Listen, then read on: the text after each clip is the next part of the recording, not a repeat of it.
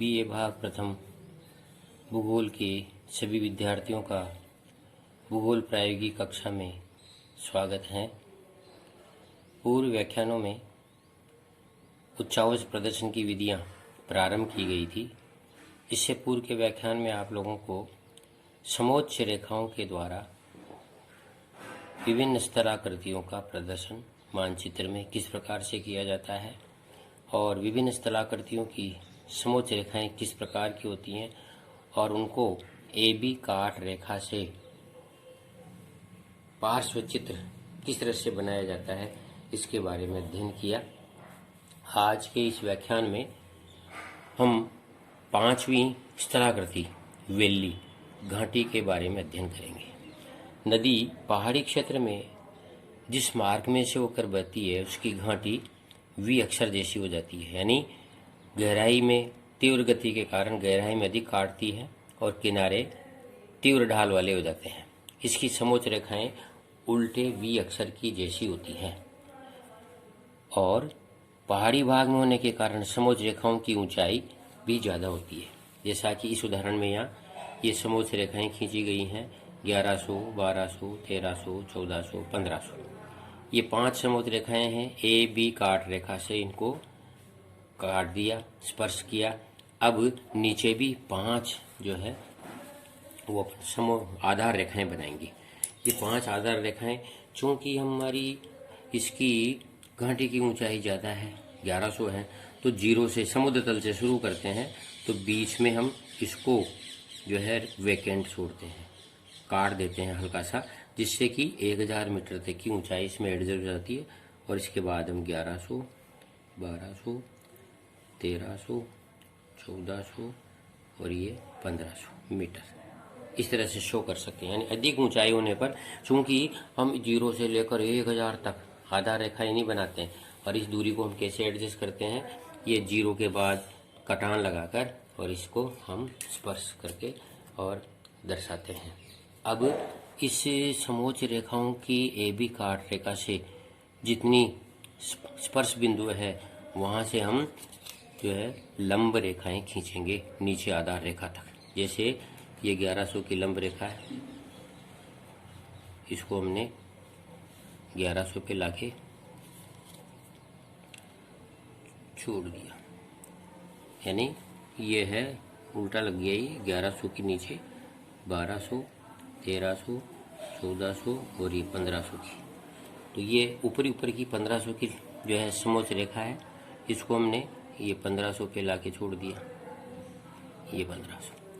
इसी तरह से 1400 की समोच्च रेखा है, हमने इसको 1400 पे लाके छोड़ दिया, ये 1400। फिर ये 1300 का कटान स्पर्श बिंदु है, इसको हमने ये लंब रेखा को 1300 पे लाके छोड़ दिया। फिर ये 1200 की है, तो इसके लिए ये 1200 के आधार रेखा पे छोड़ दिया। फिर ये 1100 का है कटान बिंदु, तो इस 1100 पे इसको लाके छोड़ दिया। ऐसे ही वापस फिर ये 1100 की फिर कहा गया इसका कटान बिंदु, तो हमने इसको भी 1100 पे लाके छोड़ दिया, ये 1100 तक। फिर ये 1200 है, वापस फिर ये 1200, फिर ये 1300 है, ये 1300, ये 1400 है, ये 1400 और ये 1500। अब ये जो बिंदु आए हैं नीचे के आधार रेखाओं पर स्पर्श बिंदु, इनको हम मिलाएंगे, इधर से भी हम मिलाएंगे,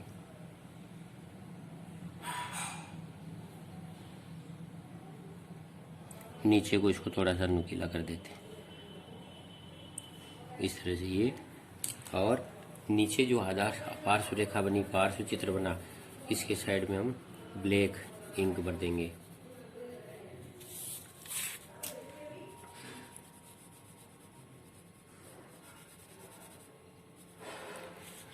इस तरह से पार्श्व चित्र का निर्माण करते हैं। इसमें ब्लैक अंक भर देंगे।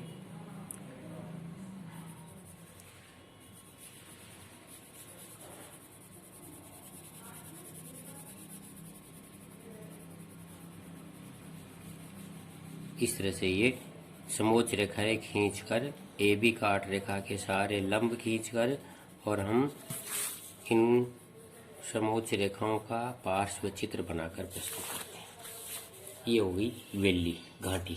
देखिए आप, नदी की घाटी इस तरह की होती है, वी अक्षर जैसी, इसलिए वेली की समोच्च रेखाएं हैं। अब छठे नंबर की है गोर्ज। गोर्ज क्या है? नदी के मार्ग में एक गहरा गर्त बन जाता है, यानी नदी की घाटी में दोनों किनारे खड़े ढाल वाले और घाटी गहरी बन जाती है, उसे गोर्ज कहते हैं, महाखड्ड कहते हैं। ये नदी की ही स्थलाकृति कहलाती है। इसको हम जो समोच्च रेखाएं बनाएंगे वो इस 6 सेंटीमीटर वाले ब्लॉक में बनाएंगे।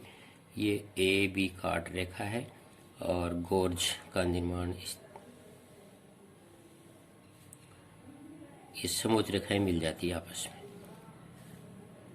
इसलिए फिर ढाल एकदम खड़ा आ जाता है।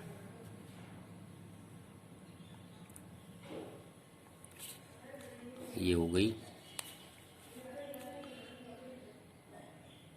1500, 1400, 1300,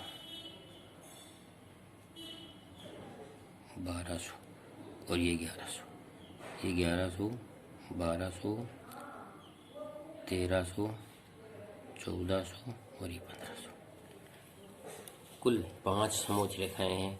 तो नीचे भी हम आधार में भी 5 रेखाएं खींचेंगे, 1-1 सेंटीमीटर पे या 0.8 सेंटीमीटर पे। ये 1, 2, 3, 4 और ये 5 समोच्च रेखाएं खींच रहे हैं। ये तो नीचे 0 हो गया। अब इसमें 1000 को एडजस्टमेंट करने के लिए यहाँ से कट लगाएंगे। इसके बाद 1100 लिख सकते हैं, फिर 1200, 1300, 1400 और ये 1500। ये हो गए मीटर।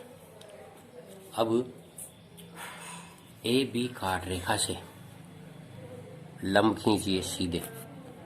ये ए बी काट रेखा से ये 1500 का लंब, ये 1500, फिर इसके बाद 1400 का लंब,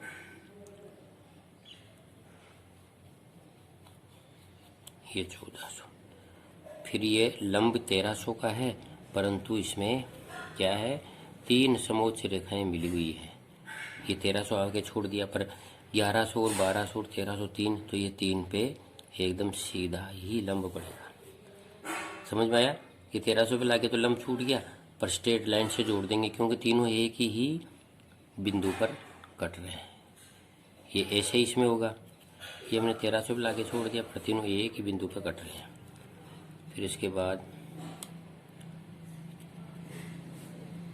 ये 1400, फिर ये 1500, ये 1500। अभी बिंदु आ गए, इनको हम मिला देंगे।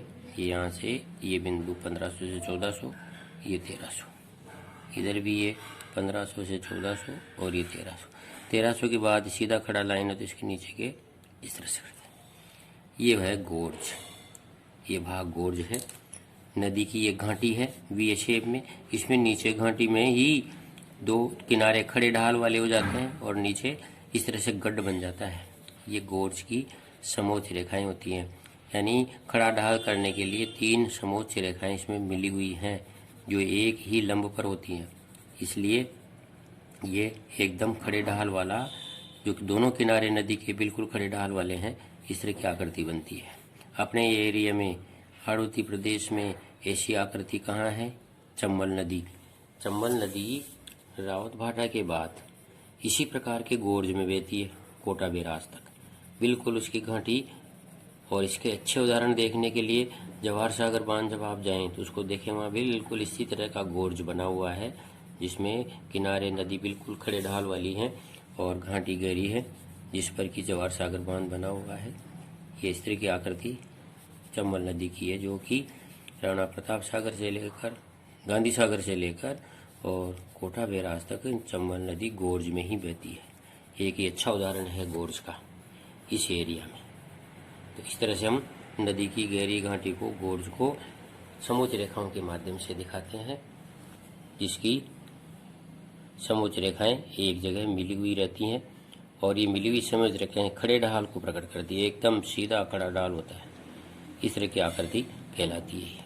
इस प्रकार ये एक जो है शीट तैयार हो गई। पहले 2 शीट हुई थी।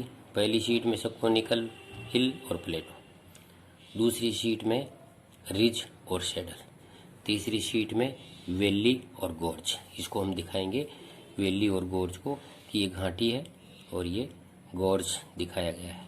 इसके 8 बाई 12 का एक ब्लॉक बनाएंगे, 6 सेंटीमीटर में समोच्च रेखा खींचेंगे और 6 सेंटीमीटर के नीचे के भाग में हम पार्श्व चित्र बनाएंगे। इस तरह से ये समोच्च रेखाओं का एक अभ्यास हुआ, एक शीट तैयार हुई।